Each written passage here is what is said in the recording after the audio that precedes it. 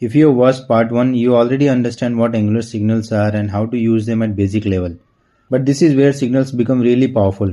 In part 2, we are going deeper into computed signals for derived state, using signals as input and output for clean parent-child communication, how read-only signals help you protect state, and the best practices you should follow in real Angular applications. These are the concepts that separate signals that work from signals that scale.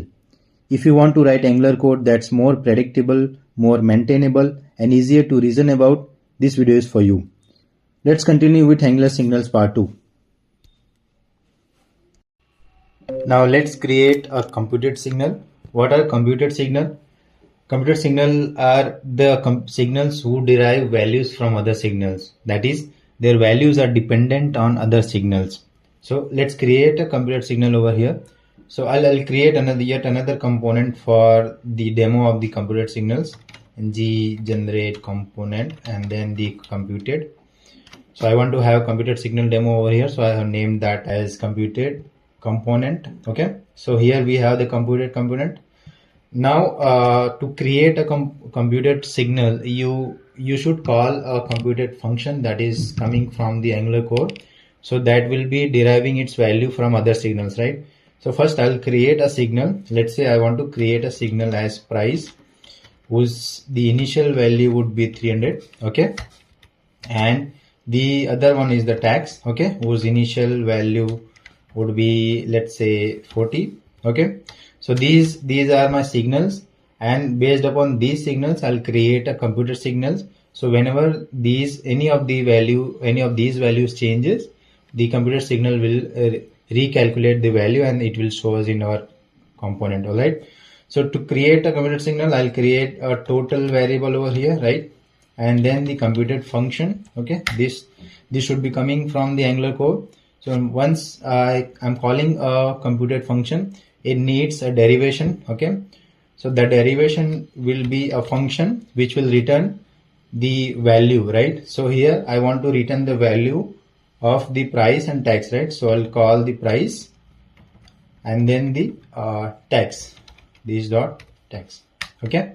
So here Angular knows that the total depends on the price and the tax, right? So it recomputes every time when any of these values changes. All right. So once I created the computed signal, I'll read that value in our component HTML file. Okay. Here I'll just add a paragraph which will show our price. Okay. And the price reading over here, and I'll create another paragraph. Okay.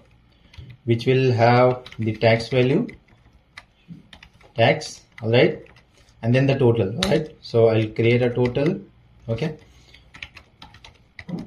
And I'll read that total variable same as the other signals, right? So there is no change in that.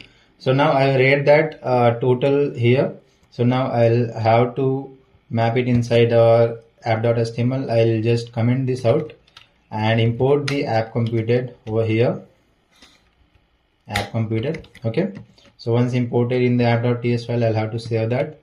Once saved, let's see what it's showing. So you see, we have the price and the tax. Along with that, we have the total, right? So whenever any of these changes, any price or the tax changes, the total will automatically be recalculated. Okay.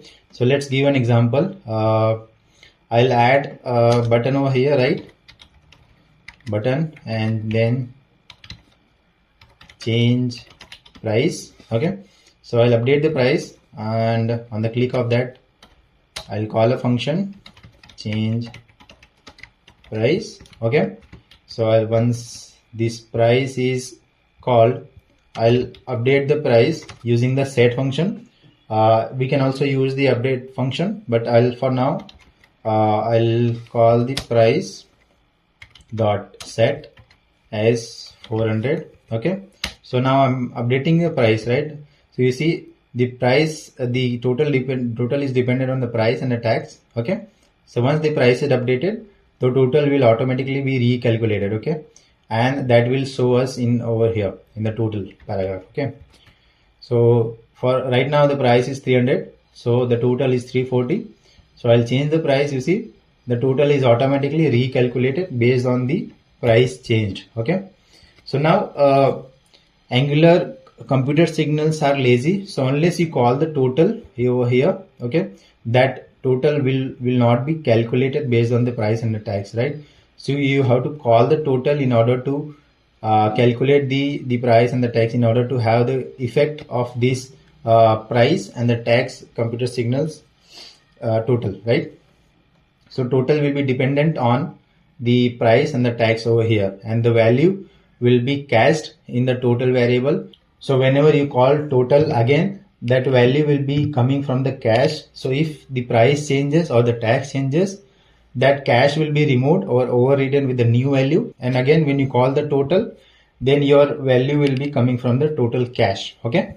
So you can also create a read-only signal. So read-only signal is basically useful when you are having a signal inside a service and you don't want anyone to update that service variable, because that might be storing some values. Okay, so you can create a read-only signal there. So let's just give an example over here. I'll create a read-only signal. So to create a read-only signal, I'll add a price read only over here, right? And on that price, I'll just call a signal which has already been created, and I want to create a read-only variable for that particular signal, right? So to create a read-only signal, you need to have a writable signal, and on the writable signal only you can call the asReadOnly function from here, right? So this asReadOnly will create a read-only signal, that is our price read over here, right? So you see, this is not a writable signal, so you cannot change anything in the price read variable, right? For example, let's say I want to update the price read, so I cannot do this price read dot set, right? There is no method to update a read-only signal. Read-only signals are only used for reading the values, okay, as the name suggests. Okay, so that's how read-only signal works. I'll remove this one right now. And now Angular has changed the way how you pass data between components. That is, you no longer have to use at input or at output decorators. You can directly read the value passed from the component, that is your parent component, using input function. So let's create a signal input over here. I'll remove the tags. I'll just comment out the tags, the tags value, the tags variable from here, the tags signal. And then I'll create a tags input, okay, that should be passed from the parent component. So to create a signal input, you can just directly call the input function, okay, and you can assign a default value to it. For now, I'm assigning a default value 5 to it. So this tags will be a signal input, and that can be used inside our computed. Okay, so the tags should be passed from the parent component. Let's pass this tags value from the app component. Okay, so I'll pass the tags value from here as let's say I'm passing 8. Okay, so this tags will be, let's pass 80. So this tags will be passed from the parent component using a signal. Okay, and that value will be, that total will be calculated based on the price and the tax that is coming from the parent component. Okay, so let's see if this is working or not. Okay, you see the tax that I have passed from the parent component as 80, that is calculated by the total computed signal, and we are getting the 380. Okay, so now you can also create a required input.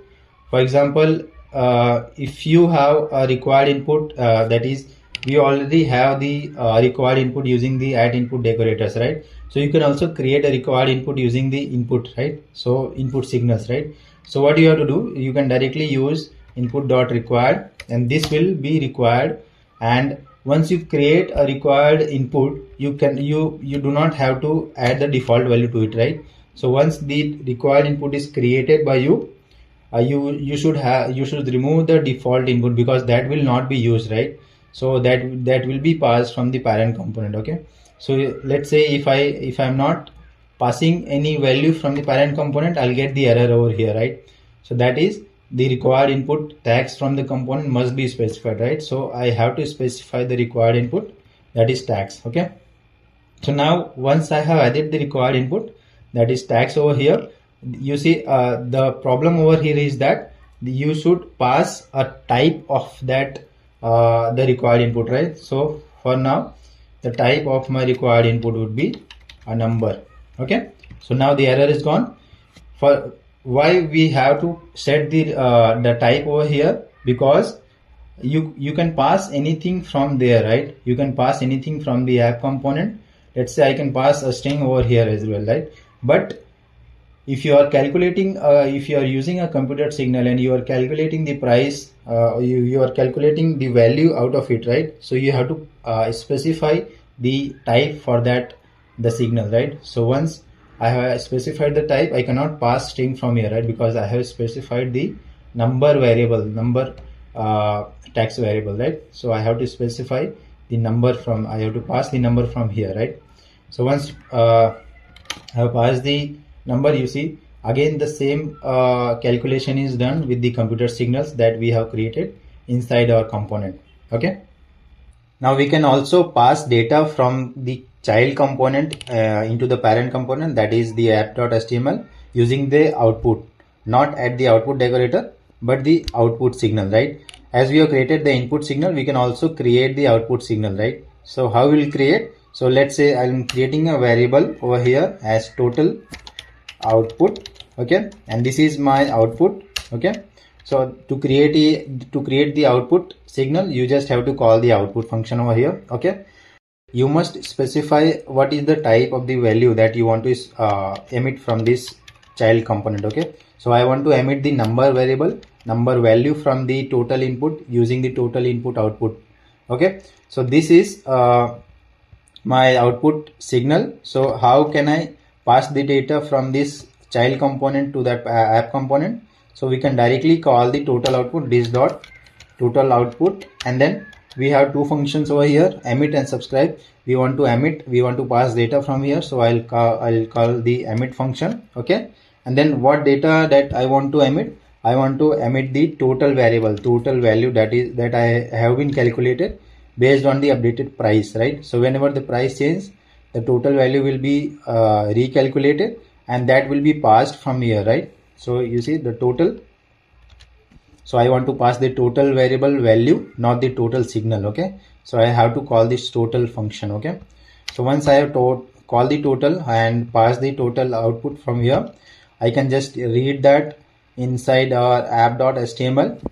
How will you read? The same as we used to read using the add output decorator. So right here, total output. Okay, and then I can just use the total output variable to I can use that total output event to assign to variable. Okay, let's create a variable over here. Okay, total. So total will be 0. So I'll just assign directly total to that here. Okay, so let's say total, and that will be assigned to it, right? Total equals to $event. Whatever data that have been passed, that will be coming inside our event. So I am assigning directly to that event to this total, right? Let's print the total value over here. Okay, so not the total but the paragraph element with a total inside it. Okay, so I'll just add it over here. Okay, and just you read the total. Okay, so now I'll remove the total from there here. Okay, so let's see if this is working. So we have the total right now. We haven't passed initially. So once I change the price, you see the total will be calculated and that will be passed, and that is coming from the app component. Okay, so this is how you can pass the output. Let's have the performance deep dive. Why signals are fast? Fine-grained tracking, no global change detection, and no Jones-Hayes dependency is what makes these signals fast. Now performance tips are: avoid effects in templates, keep computed signals or computed functions pure, split large objects into smaller signals, prefer computed over effects for UI change. Okay, so the key takeaway from today's video is that you should stop thinking when Angular should update and start thinking who depends on this value, and that is we have already seen in using the computer signals. Okay, so that is the reactive mindset that we should consider. Okay, so now we already learned in this video what signals are, how computed and effects works. the hidden gotchas and the cases that we already seen, the performance best practices. So Angular signals are not just a feature, they are the future of Angular. Okay. So if this video saves your hours of confusion, like and subscribe to the Frontend Force and comment whether signals or RxJS, what do you prefer. See you in the next one.